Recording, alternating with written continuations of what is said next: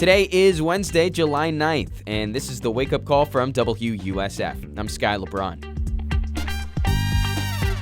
Today, you're going to get the latest on a new disaster aid program looking to help underserved communities in Pinellas and Hillsborough Counties. Plus, some events to fill your Wednesday evening and the rest of the week with a bit more fun. Before all that, though, let me hit you with the news headlines.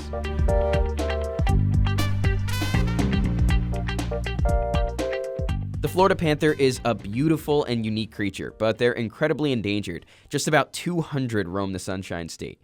Now they'll have a little bit more open space. 1,000 acres or so of their habitat has been preserved in Highlands County, about 2 hours from Tampa.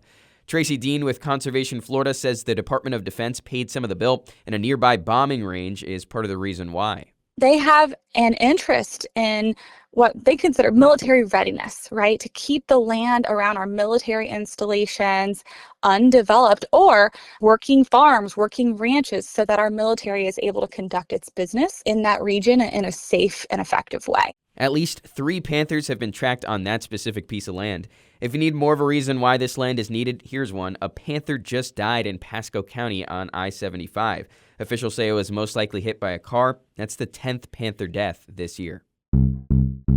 We've been talking school scores all week, so let's zoom in a bit. Tampa Bay area schools seem happy with their report cards. Every district except Polk counties maintained their grade. Polk improved, though, from a C to a B. Superintendent Fred Hyde feels pretty good. We've been on a very positive trajectory, seeing our reading scores improve, our school grades improve. We haven't had an F school in 3 years. We've almost eliminated all of our D-rated schools, so it's a systemic approach.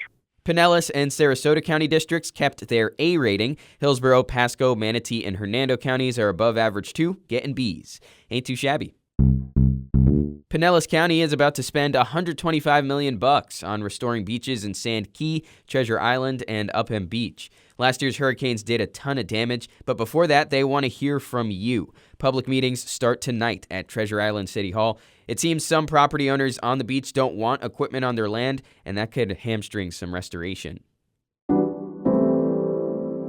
Apart from hurricanes being devastating to the infrastructure of local communities, taking down buildings, flooding roadways, among a bunch of other terrible things, it could also take a big toll on people's mental health in the short term and the long term.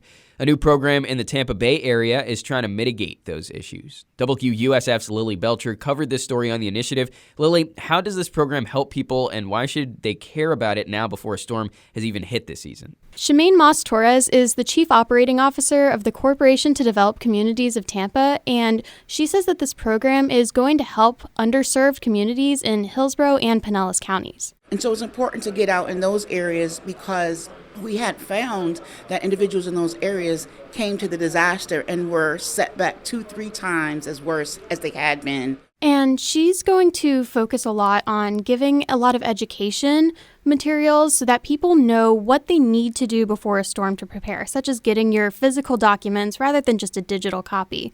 Another thing they're doing is they're partnering with local churches because they saw last year's hurricanes. A lot of people went to their churches and communities for resources, and they want the churches to be informed about what resources they need and also get that emotional and spiritual support that these people needed during their recovery phase. If you want to read more on this program and what it's doing for the local community, you can right now at WUSF.org. Lily, thanks for the time. Thank you.